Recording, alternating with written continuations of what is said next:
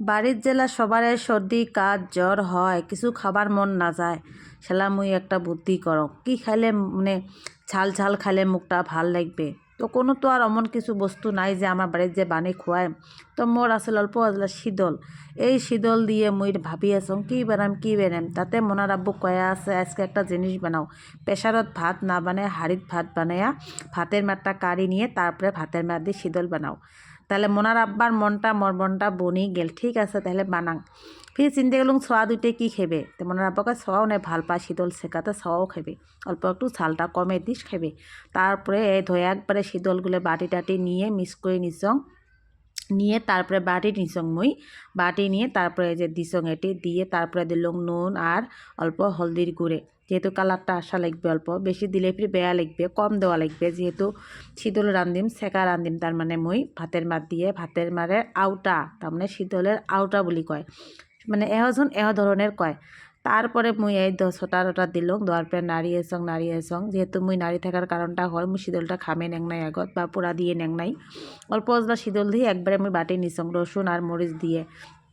তারপরে এলে সবগুলো দিলাম, এই যে ভাতের মারটা আগতে মুই মানে কাড়ি নিছিলাম, ভাতের মারটা এটি দিলাম আর দুই একটা ভাতও আটকে আছিল গামলাটাত, ভাবলুম না ভাত দুইটো দেন কে লক্ষ্মী জিনিস মুই আর ফেলে দেন।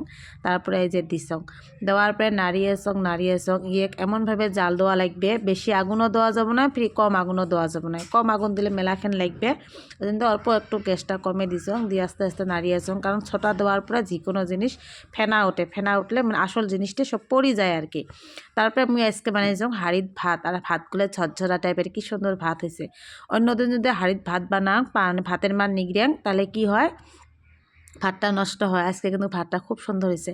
হ্যাঁ, আর একটা কথা কি জানেন, যদি এই ভাতটা খড়ের চালের ভাত হইল হয় আর ভাতের মারটা যদি খড়ের চালের ভাতের মার হইল হয়, তাহলে ভাতটার আর কি তাহলে আরও শীতলটার খুব একটা সেন্ট বেড়াইল হয় আর খুব স্বাদ লাগিল হয়। যাই যে মানে ভাতের মার দিয়ে শীতল খান নাই এইভাবে বানায় দেখবেন, এহ ধরনের বানায়।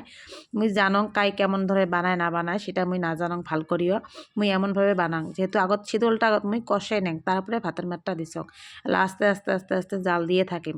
এলাম মুই ফির তোমার মোর থোপড়া খেনো দেখাং, মোর এই হেঁচা ফেঁচা থোপড়া খেন না দেখালে ফিরি কবেন বলে নানি খালি কথা কয় থোপড়া খেনো না দেখা, এই দেহ মোর থোপড়া খেন মুই মুখত গুয়ে দিছং দিয়ে তোমার সাথে কথা না করলেও মুখখান বন্ধ করি আসং। আর এমন বাসনা বেড়াইছে নিশেখর মানুষের মতন করে মুই শুঙিয়ে আসং, কি টেস্ট কি স্বাদ কি কইমার। তারপর অল্প অজলা নিলং, নুন ঝাল ছোটা টোটা দেহার জন্য চেক করি আসং দেওয়াং হয়েছে না নাই। তারপরে তেলুং, বাপরে বাপ মন মতে ঝাল হয়েছে, আর ঝাল খাবারে চাইছে মনার আব্বু আর মুই, মানে বাড়ির সর্দি জ্বর না সবার, ওই জন্য ঝালের জন্য শীতলের আউটা বানাইছং, তার মানে ভাতের মারের আউটা শীতল দিয়ে। তারপরে জাল দিয়েছং এই এলাও কিছু হয় নাই, এলাও মানে ধরো 70% বা মানে বাহি আছে, ইয়ে এমনভাবে গাঢ়া করা লাগবে জাল দিয়ে এই দেখো এলা আসি গেছে, ইয়ের মানে রাস্তা তিনি আসি গেছে, এতক্ষণে রাস্তাত নাছিল। তারপরে ইয়ের বাড়ির আসা রাস্তা মানে এই দেখো এত সুন্দরভাবে শীতলের আওতাটা হয়েছে। কাই কি নামে কন এটা মানে কমেন্ট করবেন, মানে ভাতের মার দিয়ে শীতল রান্নাটা। তা আমরা তো শীতলের ভাতের মার কই, যে শীতল দিয়ে ভাতের মার বা শীতলের আওটা এহ নাম কয়, তা তোমরাও কইবেন। তারপরে মনার আব্বুর জন্যে এই দেওয়া শীতলের মানে আওটাটা মানে বানাইছুম যোনটা, ওটা বাটির ঢালি নিছুম। তারপরে মুই অল্প একটু মানে ভাত নিয়ে মানে দুইজনে আর কি একসাথে গল্প সল্প খামো, আর বাদ বাহি কামগুলো পরে করিম। আর কিচ্ছু বানাং নাই, যেহেতু সোয়াও খাইবে আমরাও খামো, আর বাদ বাহি কোনো যদি বানাং তাহলে একটা বস্তুও খাবো না। এর সাথে যদি আলু ভাজি থাকিল হয়, ইস কি স্বাদ, এত স্বাদকে সেটা মুইয়ে না জানো যে এত স্বাদকে, শীতল শেখা যাই খায় তাইহে বুঝে কি স্বাদ, যেমন গন্ধায় অমন কিন্তু পেটত সন্ধ্যা।